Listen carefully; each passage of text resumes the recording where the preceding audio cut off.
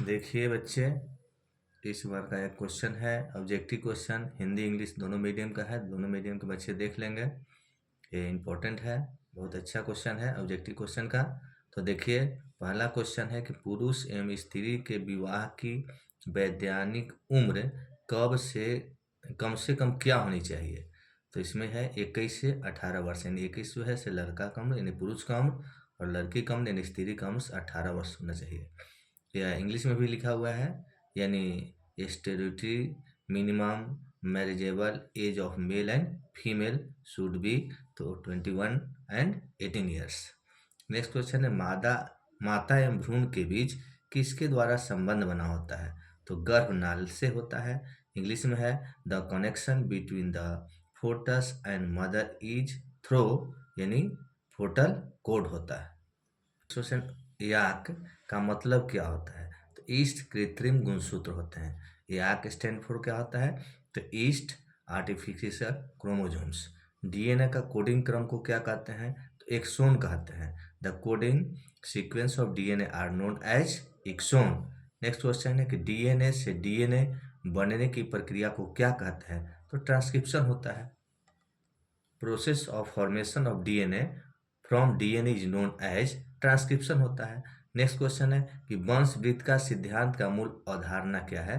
तो इन्होंने डार्विनवाद ने वंशवृत्त के बारे में बताया था। जैसे ब्रांचिंग डिसेंट इज द के कॉन्सेप्ट ऑफ डार्विनिज्म होता है। नेक्स्ट क्वेश्चन है कि जीव की उत्पत्ति जीव से होता है, यानी लाइफ विगेट लाइफ। इसको किसने सुनिश्चित किया। तो लुईस पास्चर ने। कहा जाता है कि life biggest life has been confined by the Louis Pasteur. हंसिया कोशिका रक्तल्पता यानी सिकल सेल एनीमिया किस प्रकार का रोग है। तो लिंग संलग्न रोग होता है। इसको इंग्लिश में कहते हैं कि sickle cell anaemia is related with which type of disease. The sex linkage होता है। टीटी निम्न में से किसको दर्शाता है। तो असमान युग में हेट्रोजाइगस स्थिति को, यानी TT stand for heterozygous condition. Mendel ने अपने प्रयोगों में प्रभावी पीला एवं अप्रभावी हरा रंग किसके लिए लिया था। तो बीजों के लिए। Mendel in his experiment selected dominant yellow and the recessive green character for its, तो इसमें होगा सीड्स।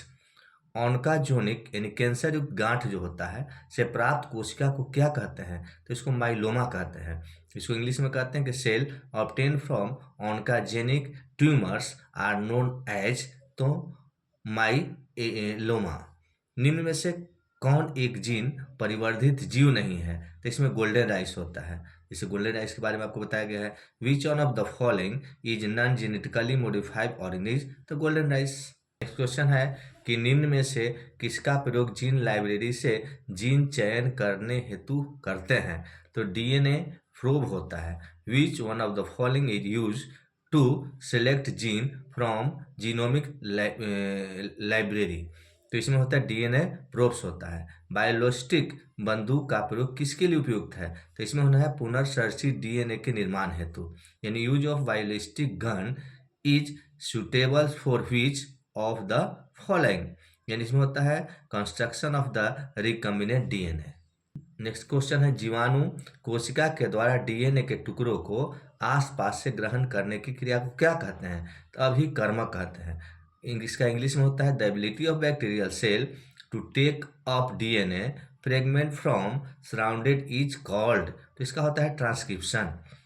जल में तेल के उपलाव से बने तेल परत को दूर करने के हेतु किसका प्रयोग किया जाता है। तो इसका आंसर होता है सीडोमोनास पुडिटा का, यानी for the removal of oil films over water body formed due to oil spills we may use.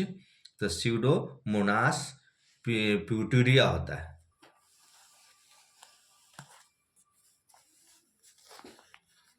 Next question है, हिब्रिडोमा का उपयोग कहाँ से होता है। तो मोनोक्लोनल जैव प्रतिरक्षियों के संश्लेषण में। इसको कहा जाता है इंग्लिश में कि hybridoma is the employed for synthesis of monoclonal antibodies. अगला क्वेश्चन है, एक प्लाज्मिड निम्न में से क्या कर सकता है। तो किसी गुणसूत्र के साथ रह सकता है। नेक्स्ट क्वेश्चन है अप्लाज्मिड, तो इसका आंसर होगा can live together with a chromosome. Next question है कि जैव रासायनिक प्रक्रिया में cDNA का निर्माण किससे होता है, तो mRNA यानी मैसेंजर आरएनए से होता है। इसका इंग्लिश में होता है कि in biochemical process cDNA is prepared for, तो mRNA।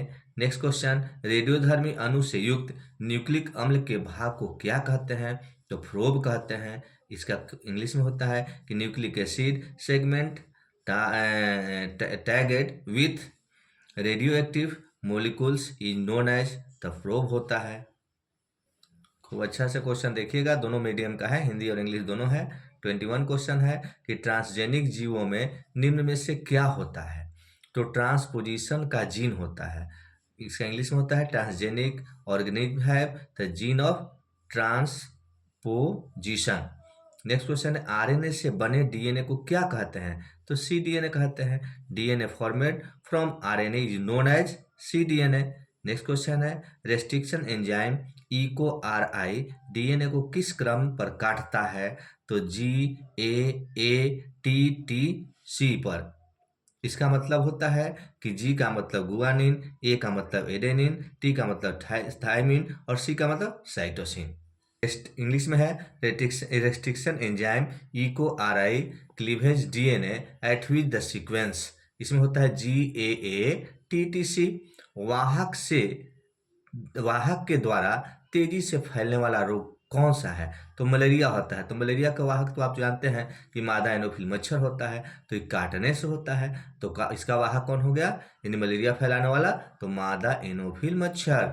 इसका इंग्लिश में कहते हैं कि the disease which can widely spreaded through vector is known as, तो मलेरिया। नोमाटोड कृमि से होने वाला रोग कौन सा होता है, तो इससे होता है फाइलेरिया।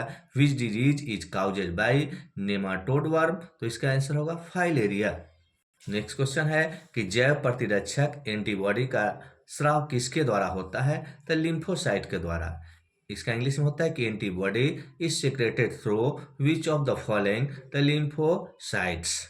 नेक्स्ट क्वेश्चन है कि संक्रमण के विरुद्ध रासायनिक अवरोध निर्माण का कार्य किसके द्वारा होता है, तो इसका आंसर होगा लाइसोजाइम के द्वारा। इसका इंग्लिश होता है which one of the responsible for chemical barriers agent infection, तो लाइसोजाइम्स होता है। नेक्स्ट क्वेश्चन है कि निम्न उत्तेजकों में सबसे नरम कौन है, तो सबसे नरम होता है cocaine. One of the following is the mildest stimulator among these, तो इसमें कोकेन होता है। पुरुषों में शराब या अल्कोहल के सेवन से किसकी वृद्धि होती है, तो अधिक मात्रा में अगर पुरुष शराब का सेवन करता है, अल्कोहल का सेवन करता है, तो उससे नपुंसकता की बीमारी आ जाती है। इसमें इसका आंसर होगा नपुंसकता का होता है। नेक्स्ट है, इसको इंग्लिश में कहते हैं कि in an alcoholic male there is the development of, तो इसका आंसर होगा इम्पोटेंसी। नेक्स्ट क्वेश्चन है कि वह आगंतुक एक्सोटिक नस्लें कैसे होती है, तो मजबूत होती है। इसको इंग्लिश में कहते हैं कि which one of the applicable for the एक्सोट्रोनिक ब्रीड, तो क्या होता है हार्डी होता है, हार्डी मतलब मजबूत। रिंडेर पेस्ट किस प्रकार का रोग है, तो छुआछूत से फैलने वाला रोग होता है। इसका इंग्लिश में तो which one of the applicable of the rinderpest disease, तो इसमें होता है कॉन्टेजियस डिजीज होता है। विपुंसन इमेस्कुलेशन की प्रक्रिया में किसको हटाते हैं, तो पुंकेसर को होता है। इंग्लिश में तो which one of the removed during the process of emasculation, तो इसका होता है इंड्रोसियम आपका स्टेमेंस होता है। फसलों के विकास हेतु निम्न में से किसका उपयोग किया जाता है, यानी इसमें क्वेश्चन है आपका जो है से क्वेश्चन नंबर 33 है, यानी 33 नंबर का क्वेश्चन है, जिसे बताता है कि फसलों के विकास हेतु निम्न में से किसका उपयोग किया जाता है, संकरण किया जाता है, क्रॉस कराया जाता है, तभी नए फसलों का हम लोग विकास कर पाते हैं। है कि which process is use for the improvement of crops, तो हाइब्रिडाइजेशन। नेक्स्ट है कि पेट्रो फसल किसे कहते हैं, तो जिनसे खनिज तेल जैसा उत्पाद मिलता है। इसका इंग्लिश में होता है which type of plants are known as petrocrops, तो इसका आंसर होगा from which petroleums like substance can be derives. Next question है 35 है, प्रतिजैविक एंटीबायोटिक शब्द का सर्वप्रथम प्रयोग किसने किया था? तो इसमें होता है पूरा नाम है, इसमें शॉर्ट नाम दिया है तो वाक्समैन, लेकिन उसका पूरा नाम होता है सेलमैन वाक्समैन। 1942 यानी 1942 में सबसे पहले एंटीबायोटिक की खोज हुई थी। Among the following did propose the term antibiotic, तो इसमें होता है वाक्समैन, 1942 में हुआ था। निम्न में से किस रोगनाशी पेस्टिसाइड का प्रयोग सर्वप्रथम विश्व में बड़े पैमाने पर किया गया था? तो 2,4-D होता है। तो इसमें इंग्लिश होता है which one of the pesticides among the following has been use first time in the world at the large scale? तो 2,4-D। नेक्स्ट क्वेश्चन है कि जंतु उद्यान निम्न में से किसका एक उदाहरण है? तो इसमें इसका सभी होगा, एक्स सीटू संरक्षण, इन सीटू संरक्षण, इन विट्रो संरक्षण, यानी इनमें सभी का कहा जाता है इंग्लिश में कि zoological garden is an example of which of following? Ex situ conservation, in situ conservation, in vitro conservation, यानी ऑल ऑफ दीज।